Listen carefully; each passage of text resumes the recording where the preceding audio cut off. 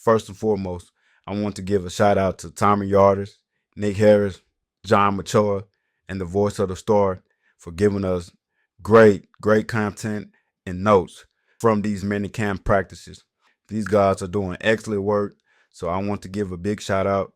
Without them, a lot of these notes and media and these nuggets and gems that we're getting wouldn't be possible. So again, shout out to these guys. Make sure y'all go follow them on all platforms. And yeah, let's get into the video.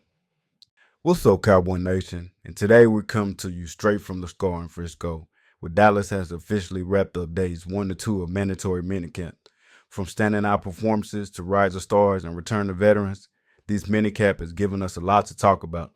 So let's dive into the biggest takeaways from practice, observations from trusted insiders, and what it all means heading into training camp.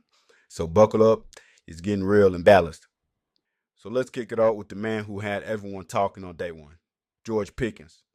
According to Tommy Yarders, nobody could guard George Pickens today. He beat Israel McCormick on a nasty comeback route and had a couple of more catches on that day too. You can tell him and Dak are starting to get comfortable with one another.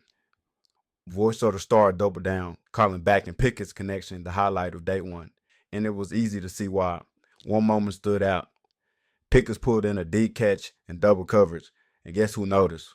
CeeDee Lamb, and he was hyped from across the field, and he started dancing. That's instant chemistry, and it's on the minicamp. This isn't another wideout showing up to camp. Pickens is already making a case to be Dak's go-to guy opposite of CeeDee Lamb. It's early, but the tape don't lie. And speaking of Dak Prescott, who was dialed in, according to Nick Harris, Dak was 17 and 19 in team drills, sliced through coverages like a surgeon. One rep in particular, a crisp comeback throw, stood out amongst the crowd. This wasn't just efficient, it was commanding. He looked in total control, reading defenses, and building chemistry with both veterans and newcomers like Pickens. And after all offseason chatter, Dak showed up and let his play do the talking. But let's slip into the defense.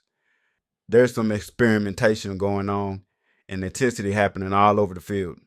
Cornerback Kaiir Elam, who's looking for a fresh start in Dallas, made a key pass breakup during day one drills.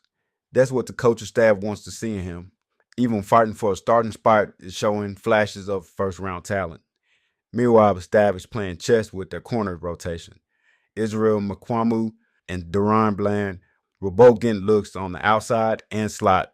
The Cowboys were clearly focused on versatility and matchup flexibility, prepared for a full season of dynamic offenses. And of course, we have to talk about Micah Parsons. He showed up on day one, but he didn't participate in team drills. Now before the hot takes start flying, let's be clear, this isn't about his contract. According to John Machoa and Tommy Yarders, Parsons spent close to 30 minutes of deep conversation with Jerry Jones, focused on off-season progress, leadership, and his role of 2025. And Parsons said it himself. We were just talking about how my off-season has been, stepping up as being a leader, and he appreciates that I'm here. This is a veteran move. Parsons knows what's to be expected, and he's keeping his body fresh while stepping up as vocal leader. And that's growth, and it could mean a lot for this defense. Now let's fast forward to day two, and a few more names that made some noise.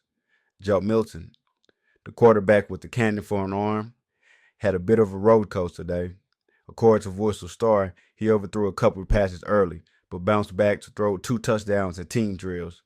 And that's what you want to see, growth of impression. There was some intense one-on-one moments. Micah Parsons, though limited, was seeing battling Sam Williams in drills. That's competitive fire. It's alive and well in Frisco. So here's the big picture after 2 days. George Pickens is rising fast. Dak Prescott looks surgical. Micah Parsons is embracing his leadership. The defense to the batting fast under the watchful eyes of Eberflus. These minicamp sessions may be short, but they set the tone. And if these first 2 days are any indication, the Dallas Cowboys are locked in and loaded for 2025.